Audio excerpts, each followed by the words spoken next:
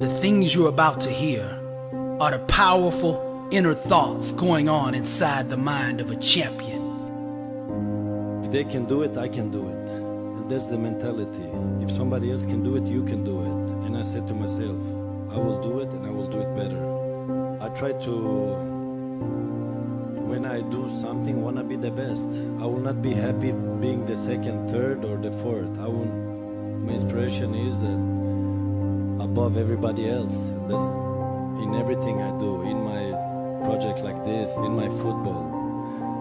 And another thing, whatever everybody else says is not important. So if they tell you you're best, it's not important. The important is that you say you're the best. In my mind, I'm always the best. I don't care what the people are thinking, what they say. In my mind, not just this year, but always, I'm always the best. I'm always going to say that. Because I think we have to thinking we are the best in our area. So in my area, I think I'm the best. The limitations exist only in our minds, and if you start using imaginations, then your possibilities become limitless. So that's kind of a mindset that I have. I use my imagination. I do see myself achieving more. I'm hoping, I'm working hard on it, not only myself, but the entire team around me. I did it the hard way. You know, I'm a kid that came from poverty. I can remember being a kid living in Jersey with my mother. 7 of us living in a 1-bedroom. You know, no lights, no heat. Never cried, never complained. I just worked hard. To get to where I got to in life, it's been hard work. What makes champions great is what's up here, what's in here. Champions have a dream, because that's how this whole thing starts. And they have a passion for pursuing that vision of success that they have, that will overcome obstacles, get them through the tough times, and carry them to some spectacular performances throughout their career.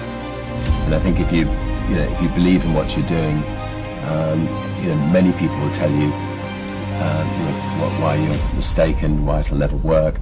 But if you really believe passionate in what you're doing, just keep going, keep pushing on, until you either succeed or at least you realise that it's just not going to happen.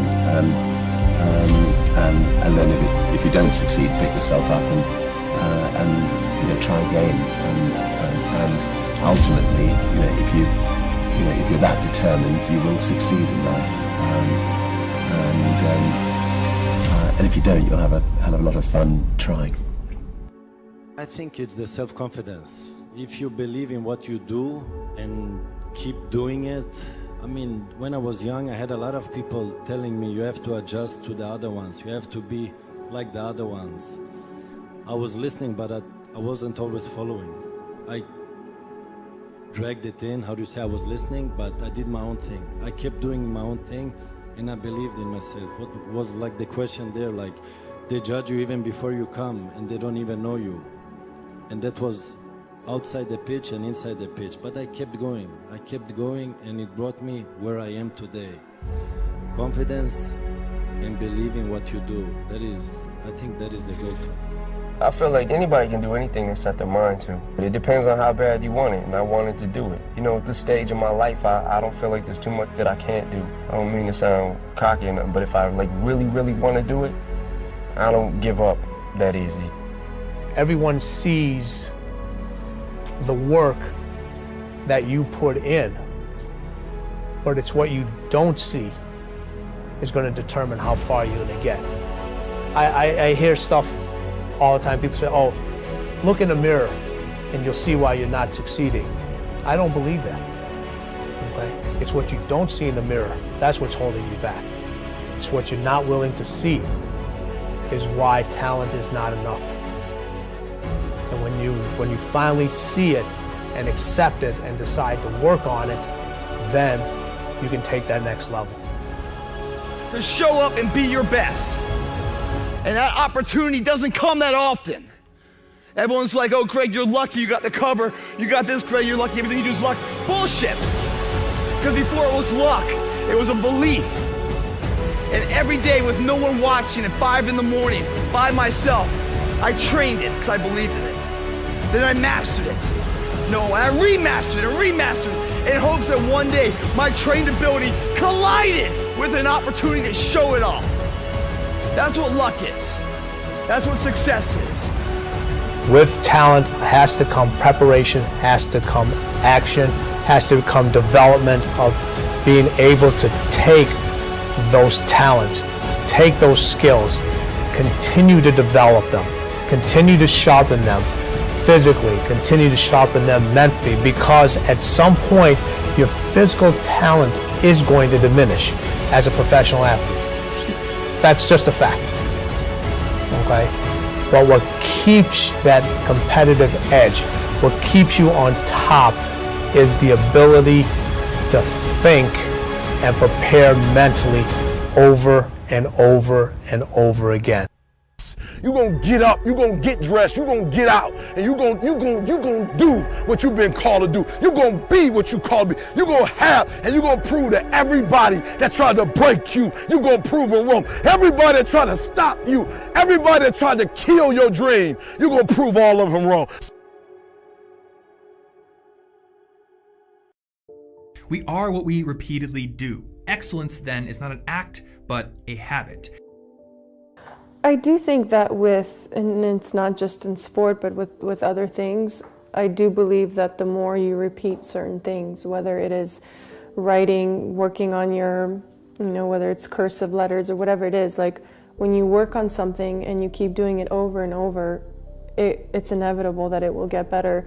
And by that, you're creating this feeling of repetition, which leads to discipline. Like, you can do it over and over again. And that's one of my first coaches, Robert Lansdorp, who I speak about in the book. Like, that was his philosophy, is I would take a lesson from him, and his philosophy was just hitting and grinding, and it wasn't about patterns or anything, which I could get from somebody else. But what he gave me is that feeling that I could hit the ball from any part of the court and feel like I could do it with closed eyes and make it and know exactly where it's going. The thing about self-discipline is that it is necessary for everything you do in your life. You have to be self-disciplined. If discipline comes from somewhere else, it's very, very hard to remain consistent because you tend to resist. I just think the more a man disciplines himself, the greater, it don't mean it's gonna happen, but the greater the probability that he has this sense of freedom. So when people see me, you get up at 3, you don't drink, you don't smoke. I'm not doing that because I think I'm better than nobody else, or I think you're gonna go to hell because you had a drink. I want to control, I want freedom. And for me, disciplining myself means more freedom. And the less you discipline yourself, people who, I told my son the other day, I was like, yo, son, I don't not want you to have fun. I've just seen a history of people who just have fun. Christmas, Thanksgiving, Halloween, New Year. Yeah, they're the people who Thursday night, Friday night. Oh man, every night. Yeah. They're the people who end up in their 20s having a great deal of fun, but in their 40s and 50s, they working for somebody, and I'm not saying nothing wrong with cleaning toilets, but they doing something they don't want to do for the rest of their life, and they can't retire because they played so much. Truly, everything in our life is connected. Like, you can't imagine that everything's in a separate box, like your relationship is a separate box, your health, your finance, your mindset. I imagine all these separate boxes, but there's wires. And I'm a very visual person, right? So I imagine these separate boxes of health and mindset and relationship and business. And these wires go from one to the other and they're connected. So if my health is chaotic, then my business, my money, my relationships are going to be chaotic. And most people think, well, I can isolate the damage to just my car. And I always give the car example because I can go out in the parking lot right now and start looking inside of people's cars. And if I see burger wrappers and empty Starbucks cups and, whatever, candy wrappers laying around, you can tell they've been there a few days. If your car's chaos, if your car is a mess, odds are I can go find the office building and find the person who owns that car and their desk is a mess. Right. Odds are their health is a mess, their relationship is a mess, and I can look into their bank account is a mess. If you make the bed in the morning, and if that's how you do everything, the rest of the day is going to be a success. If you don't make the bed and you hit the snooze button and you're rushed out the door, the rest of the day is going to be the same. So to me, how I do anything is how I do everything. And the proof is actually backed by science. It's not just a clever little quote. Yeah. It's backed by science. So you might as well get shit done the right way the first time so that you can set the rest of the day, the week, the month, the year, the rest of your life up for success. So Tony, one of the critics actually that I once met said, yeah, Tony's techniques, they were great for about a year and a half and then they wore off. What do you say to that, folks? It's real simple. If you don't work out, you don't get a muscle, right? So I always tell people there's a daily practice like priming. If you don't do that, if you get up and you just have no discipline whatsoever, you get no value of anything. Diets don't work when you don't do them. Exercise doesn't work when you don't do them. But most of the people have some experiences that they want to shift. And once you shift those things, your whole life changes. But life is constant growth. My life isn't here because I went to one seminar one time and now my life is fit for life. I work out, I train my mind, I train my body, and it becomes a lifestyle. This is a new day. We're going to become greater. All the pain that we felt in the past, all of the deaths,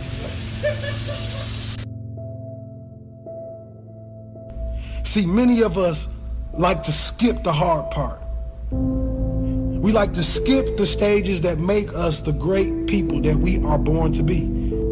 Les Brown has a saying, live full and die empty. And that's what I live by. I realize that you have to be willing to sleep outside of that office for your opportunity. You must be willing to go down to the shelter and eat those canned goods for your opportunity. You must be willing to almost die for your dream. And you must realize that you cannot buy this.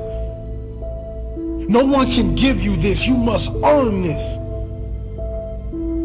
So all those books, all those manuals, everything you're looking at, you're going to realize one day when you're standing on that stage, when you're standing at that altar, when you're standing at that place of greatness, you're going to remember and you're going to understand that everything I needed was inside of me. The purpose must be paid for before you get the success. And the tears she cried, the tears you cry, it's all going to lead to the ocean of your paradise, man.